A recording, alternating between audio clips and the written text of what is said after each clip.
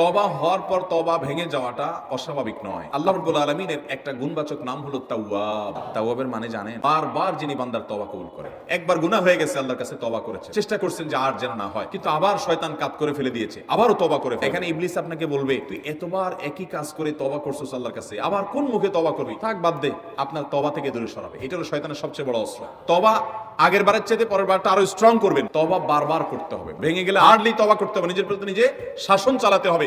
এভাবে ইনশাআল্লাহ সামনে আগাইতে হবে। ইবলিসের সাথে তোমার এই লড়াই তো সারা জীবনের। কখনো ইবলিস তোমাকে কাত করে ফেলে দিবে, তোমার দ্বারা গুনাহ করে ফেলবে, আবার কখনো চোখের পানি ফেলে কেঁদে কেটে আল্লাহর কাছে একান্তে একান্তে, আল্লাহ করে ফেলেছি আজকে শয়তানের পালায় পড়ে, খেয়াল ছিল না, আপনি মাফ করে দেন। মালিক, আপনি মাফ না করলে কিয়ামতের ময়দানের শাস্তি হবে ভয়াবহ।